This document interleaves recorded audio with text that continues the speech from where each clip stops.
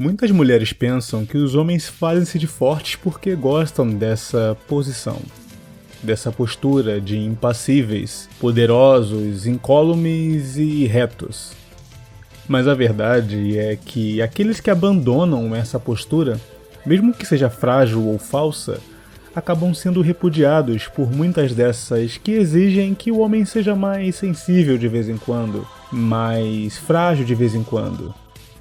É esse o problema de lidar com as relações sociais e entre os gêneros de forma literal. Você acaba expondo o calcanhar de Aquiles para aquele que está pronto para te abandonar. Assim que você admite quais são os seus pontos fracos e os seus pontos fortes. No fim das contas, fazer-se de rígido não é um capricho masculino, e sim uma necessidade para sobreviver no mercado das relações. Porque hoje é isso. As relações são vistas como um mercado.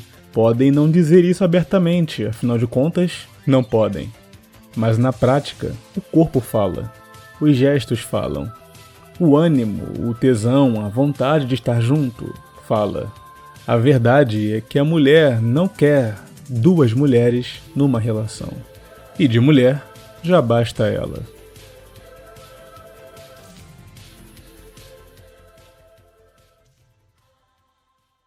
A conversa de hoje é mais direta, meus amigos. O discurso atual sobre a masculinidade tem a ver com demonstrar fraquezas, abrir sentimentos e abrir então esse lado mais sensível e mais sensorial do homem para a mulher, né? E assim tentando subverter a lógica de que é esse tipo de homem que irá atrair a mulher. Então alguma passividade ou sensibilidade agora seria o mote para você ter um destaque diante do feminino, né? Isso não teria problema nenhum se, na prática, o oposto ainda estivesse acontecendo, independente dos esforços culturais para subverter esse imaginário do feminino sobre o que é ser homem, sobre o que elas querem do homem. E por que eu digo isso? Por que muitos homens ainda protestam contra esse modelo, né? Contra essa ideia de atrair o feminino? É porque nada ensina mais do que a prática. O homem que assume essas posturas mais compassivas, mais passivas diante de alguns ataques contra si, não possui uma resposta positiva ao desejo feminino.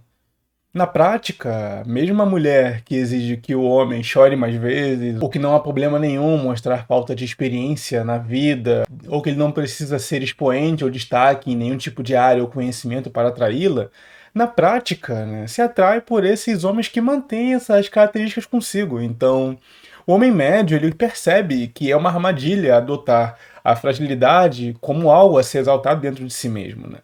E a conversa de hoje é direta com vocês porque eu tenho uma posição polêmica quanto a isso, e bem crítica, na verdade.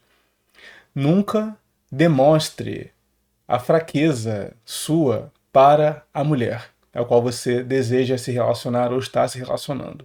Você pode me achar um pouco radical nesse sentido, né? Mas a verdade é que poucas mulheres conseguem lidar com a fragilidade de um homem, ou a fragilidade no homem. Poucas mulheres conseguem pegar essa fragilidade nas mãos e, apesar da aparente compaixão sentida, em plano de fundo, estar decepcionada com o homem que está. Como eu disse, isso nunca será admitido. Se você demonstrar fraqueza diante da sua esposa, namorada, ou mulher com a qual se relaciona durante anos, noiva, enfim, você vai ouvir palavras de compaixão, vai inclusive ser incentivado a demonstrar cada vez mais, já que o discurso atual está mascarando a real natureza daquilo que ela quer de você. Então, por fora, você terá o ombro feminino para chorar ou para demonstrar indecisão na sua vida ou conflitos emocionais e internos, mas na prática, internamente, muitas estarão olhando de forma decepcionada.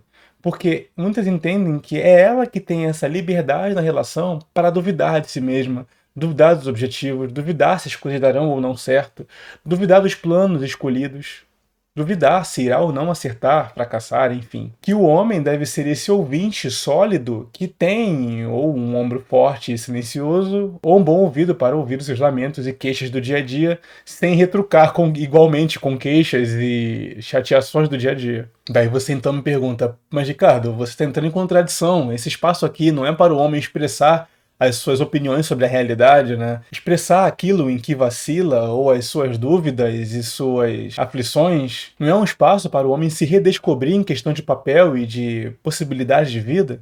Por que ele deve manter esse ressentimento tão típico de 2 gerações atrás? Aquilo que sempre faz mal a ele, já que ele não tem por onde ou como expressar isso, ou por ele ter sido ensinado a ser silencioso e discreto sobre as suas emoções. Isso não entra em contradição porque não é o que se fala, é com quem se fala. É daí que vem a importância de meios periféricos ao seu redor, de pessoas satélites te rodeando. A vida de um homem não é centralizada na mulher, a família e amigos. E esses 2 núcleos, familiar e da amizade, são aqueles núcleos mais incondicionais e que são mais resilientes a ouvir os seus lamentos e as suas dúvidas ou aflições do coração. É por isso que é importante um homem ter amizades verdadeiras e uma família consigo. São nesses lugares onde é desenvolvido um outro tipo de amor, o filial e o incondicional, é que o homem vai conseguir então um ambiente para extravasar essas questões que afligem ele mesmo. Então a solução para expressar-se nesse sentido é justamente saber onde se expressar, que não dentro do relacionamento. Não fazer a sua esposa de ouvinte das suas fraquezas, porque, como eu disse, poucas mulheres, no médio e no longo prazo, conseguem lidar com constantes sinais de fraqueza masculina. E não é que ela seja uma mulher ruim por isso ou de mau caráter, e sim porque ela sabe o quão insegura internamente ela é, as suas bombas emocionais e inconstâncias. Então, ter isso refletido no marido também faz com que ela entenda que terá que assumir responsabilidades pesadas do relacionamento. E muitas não querem isso, querem que o marido seja esse pilar mais estoico e mais forte, mais firme, né? Mesmo que na aparência. E é por isso que eu não aconselho a ninguém a demonstrar fragilidade diante da sua esposa, noiva ou namorada. Mas sim diante de meios muito mais sólidos com outro tipo de amor, que são o da amizade e o da família. Aquele que não só irá ouvi-lo, mas também orientar e possui uma liberdade, inclusive maior, para criticar os seus caminhos errados. Por isso que é importante, mesmo no relacionamento, você manter amigos próximos, né? Mulheres que, por insegurança, te afastam das suas amizades, estão, por tabela, sem saber, algumas sabendo, claro, mas a maioria sem saber, sabotando a própria relação. Algum ponto dessa crítica fez algum sentido para você? Essa conversa aqui te aprimorou em algum sentido? Então eu peço que curta e compartilhe esse vídeo, fique no Espaço Conselho, né? Para além de familiares e verdadeiros amigos, espaços como esse e como tantos outros grupos masculinos online são uma forma também de encontrar pessoas em fases de vida similares e para trocar experiências sem um olhar de desaprovação do feminino que não está preparado para entender um homem que possui fragilidades ou que titubeie alguma vez na sua jornada rumo ao desenvolvimento, né? Muitas mulheres querem um homem na linha de chegada, mas não conseguem acompanhá-lo no desenvolvimento de suas fraquezas. Então, sinta-se à vontade para ficar aqui e caso queira participar do nosso grupo de membros, né, do Alto Conselho, onde lá estudamos e conversamos sobre aspectos da masculinidade diversos, tanto da filosofia como de comportamento, fique à vontade, você será muito bem-vindo. Eu sou Ricardo Tomé, falando e escrevendo pelo Conselho. Até a próxima.